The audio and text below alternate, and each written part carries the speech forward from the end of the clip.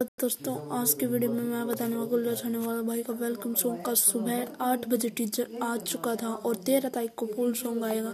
मैं आपको टीजर सुना देता हूँ। उससे पहले वीडियो को कर देना लाइक, चैनल को कर देना सब्सक्राइब और गाइस ऐसे सपोर्ट करो इस चैनल पे। जल्दी से जल्दी 100 सब्सक्राइबर कंप्लीट करने। 100 सब्सक्राइबर पे कोई नहीं वीडियो होगी यार। मैं कहना गाइस तारा चैनल स्कूल जाऊं तो तारी वीडियो में कमेंट करूंगा तो लेट हो जाऊं।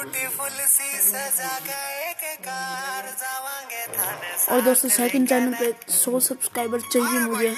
100 सब्सक्राइबर पे क्वेश्चन वीडियो की तारा क्वेश्चन का आंसर दूंगा मैं उस वीडियो पे। जल्दी दिखाओ 100 सब्सक्राइबर इस पे और जीसी क्राफ्ट गेमिंग पे।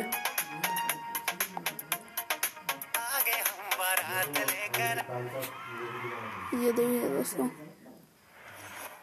Releasing on 13 November.